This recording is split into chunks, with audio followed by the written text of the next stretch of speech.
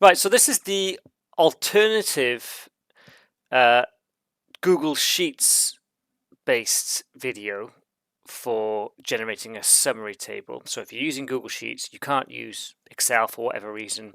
We'll try and do it this way instead. Okay, so I'm in the book, and in section 2.1.2, I show you how to generate a summary table with Excel, and I give you a lot of instructions here. So we're going to ignore those, and we're going to jump straight into Sheets. I've already downloaded the data. In fact, I'm going to download the data again.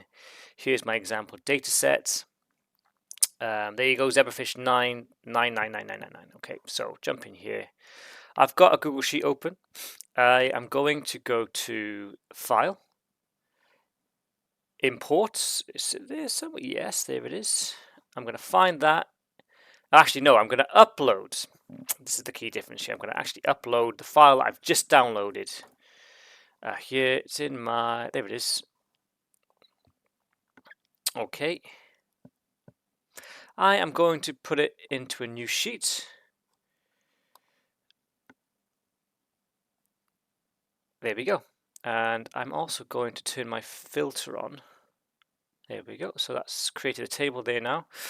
Right, so we got your zebrafish data, length in microns, you've got the concentration of each of those. I want to create a summary table where I basically create the mean, standard deviation, median, minimum, maximum for all of these values by the concentration group. Okay, so I think I can do. First thing I want to do is I want to create a new table. Let's have a look. Let's call it concentration. I just put PC here, and I want in here all of the possible values, the unique values that are in here. Now I know there are only four. There's 0, 1.5, 2, and 2.5, right? But you might have a column with lots more data, and you don't know how many values there are. So I can use a function in Google Sheets called unique.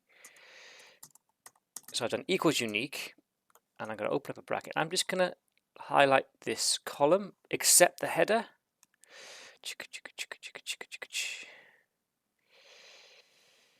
There we go. B2 to B161. Close that, hit enter, and there you go. It's generating me these values. Now I want to actually sort these, so I'm going to put my filter on this table as well. Can I do that? Yeah, and then I want to sort. If I do A to Z, it should do it ascending. Oh, that's weird, isn't it? That's very weird.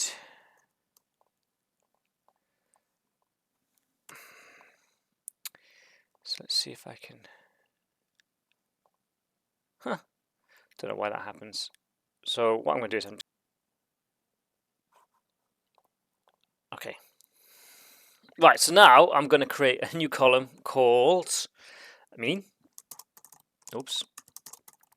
And this is going to be slightly different to what we do in Excel. I'm going to use if. Actually, no, I'm going to use average. Okay, and then I'm going to use, instead of the if function here, I'm going to use a function called filter, which will also work in Excel, but it kind of works backwards. So this time I'm going to filter these values. So it's important that I put $C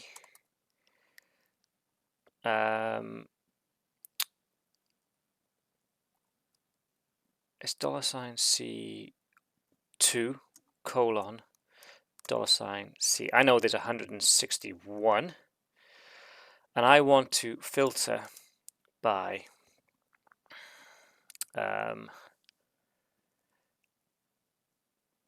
this. So I'm going to use a condition, what we call a conditional statement now. I'm going to say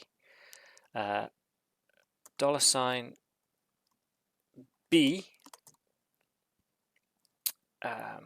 colon, B2 colon $B161 equals E2.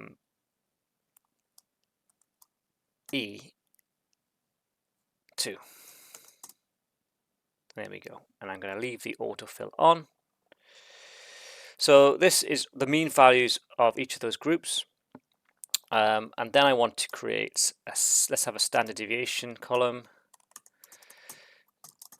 a median, a min, and a max. So what I'll do here, I'm going to copy this across. Okay. So it's the same, but that's because it's all average at the moment. I'm just going to change the word at the start of my function here. I leave everything else the same. So for standard deviation, it's STDEV.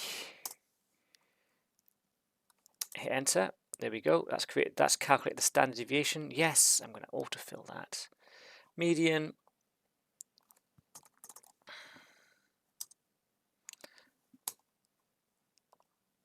And then min.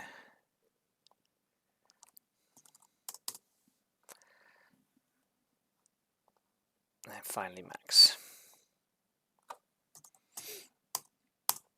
Okay, there you go. Make these bold. Here's my table.